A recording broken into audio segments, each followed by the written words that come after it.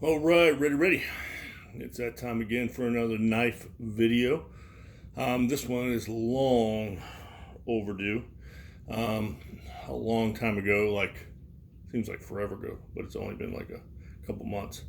I bought a benchmade bug out because I wanted to see what all the hype was.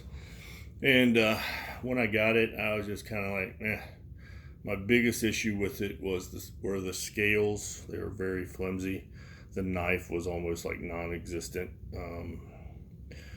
The access lock, I can like take it or leave it. Now after tearing it apart and seeing how it works, it's just these two little springs on either side of this bolt that slips back and forth.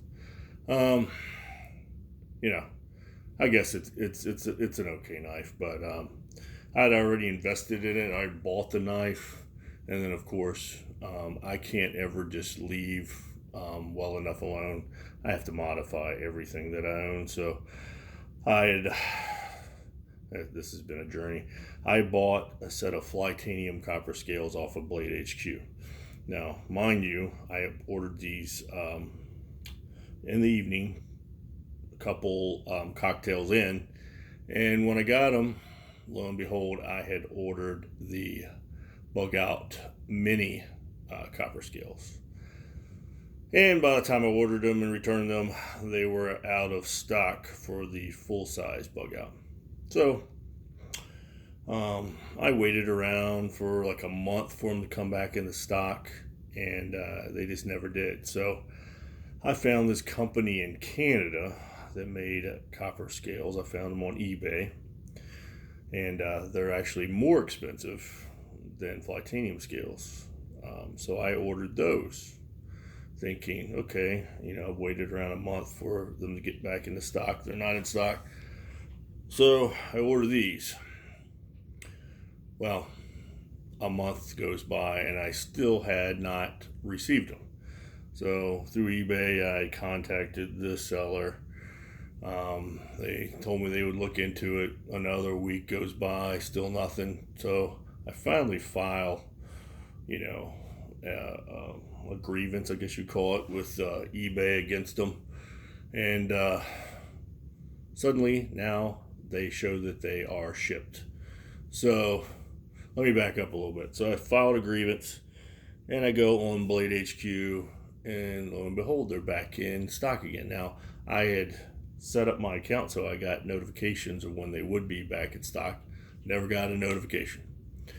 So I went ahead and ordered a set from Blade HQ. And the very next day, I get a notification that the ones I had ordered from the company in Canada had shipped.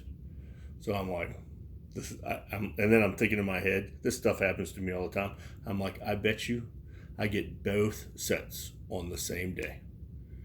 Well, I didn't get them both on the same day, but I got my copper scales from the Canadian company on one day, and then the next day I got my copper scales from Flytanium from Blade HQ.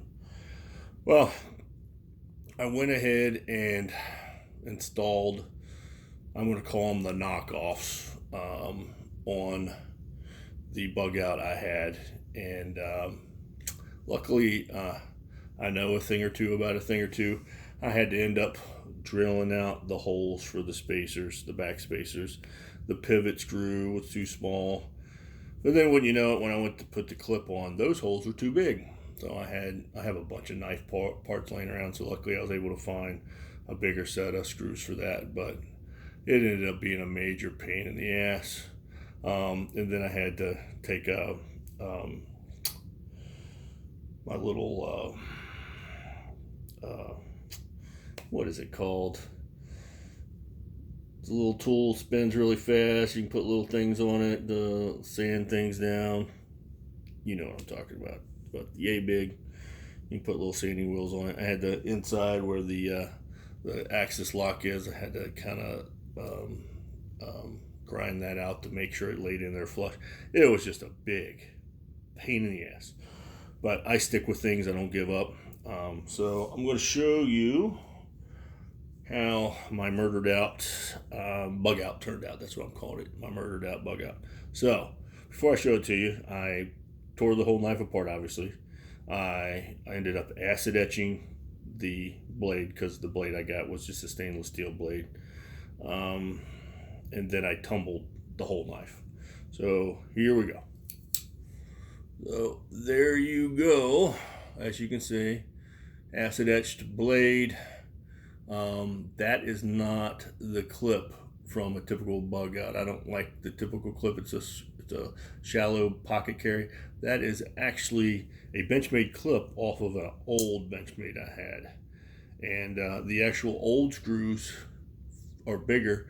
They're Phillips head. They fit in there just fine. So I just took this thing and patinaed it up, if that's a word, patinaed. So I kind of did a light sand on the pivot screws. Obviously tumbled the blade, if you can see that. Thought that turned out real nice.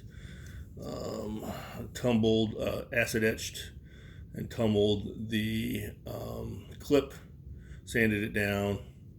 And the good thing about copper, this raw copper, is it literally starts to patina as soon as it touches your hands. Put the little copper bead with my leather on there. So yeah, I'm pretty happy with the way it turned out. And like I said, I went ahead and tumbled the whole knife just to give it just an old look to it. So all the hardware was black on the knife. Except for the back spacers, they're like a blue color. And then the thumb studs were blue, but when I acid etched it, that dulled all that stuff up. So I took all the hardware, dropped it into an acid bath just to dull it up, and that's what we ended up with. So I'm pretty happy with it. I like it. Like I said, it was a bear to get back together because nothing on these scales lined up. Everything had to be modified, but I don't give up. So that's my first bug out. Nice substantial knife. Obviously the scales give it some weight to it, which I like in a knife. So I'm gonna lay that there. These are, if you haven't bought any copper scales, you can see, let me open these up. Let me cut them open so I put them back in the bag when I'm done. So just to give you an idea what raw copper, how light it is. I brought down my Spyderco Paramilitary 2. These scales have patinaed up really nice, and that is what raw copper looks like right next to it. So, and this, if I just touch this a few times, the oils on my hand will start to patina it up. So, just to give you an idea, just did this knife. Oh, I can get this. So my Paramilitary 2, I did a video on that. I weathered the blade and all the hardware in this too, and the clip. I just like things that look old and used. Not really into that brand new look on things. So there's the Paramilitary 2. This is definitely one of my favorite knives. And then to give you another idea, another copper. This one only has the one scale, this copper, and it came that way, but I acid etched this one too. This is the CRKT pillar or pilar. I think this is the smaller version, but yeah, there you go. These scales have patinaed up nicely too. So I don't like the look of copper when it's new. It's kind of almost like a pinkish hue to it, but then as it gets really patinaed up, it starts to look almost like a brown, almost like a leather. And again, if you haven't seen the video, I did one on this one a while back. Acid etched this whole knife, took everything apart, and even the hardware, and acid etched and tumbled everything on it. So nice little knife. Really like the pilars or whatever.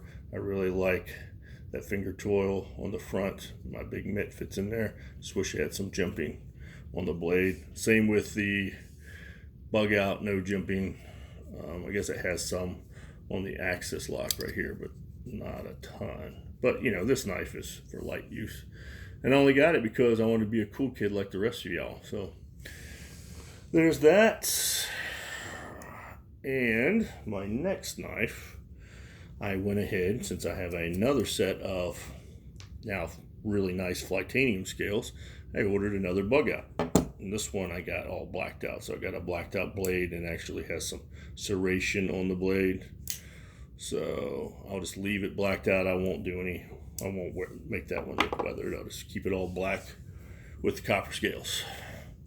So yeah, that's my story on the old bug out. My first attempt on the bug out. Again, I just like showing that knife off. Look how good that knife looks. That is just an awesome looking knife. Just worn, and it's just a hefty knife. I know some people complain, oh, it's too heavy. Well, no, it's not. Grow up. But yeah, this bug out, nice weight to it now. I really like the acid etch and the tumble on the blade. Just of note, if you aren't aware, when I took this knife apart, it just has two, I guess they're brass washers on either side of the blade that touch the blade, and then the outside edges of the scales, and then this axis lock is just basically it's like a rod with two flat edges that have a recess in it, and the recess you have this little can't talk. It's a spring on either side, and the spring is basically there's a little stop point in here, and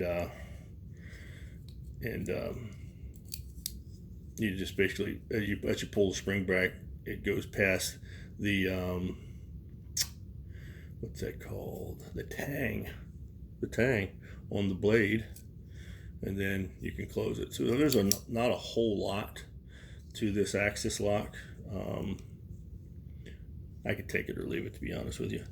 I like a frame lock or a liner lock, but it's just something different. And I'll definitely carry this knife, and I'm sure when I get the new one in all blacked out and get that one together, I'll like that one too. It's always nice to have options when you're carrying knives. And I'll make another video when I make do the old blacked out one with the Flytanium scales. And I'm hoping, well, actually these are Flytanium scales, and it went together like butter. So my assumption is it'll go together a lot better this time than it did with the knockoffs. But anyway, thanks for watching. And I'll catch you on the next video. And I just said it. Thanks for watching. This is what happens as you get older. You forget what you're talking about. But I'll talk to you next time. Bye.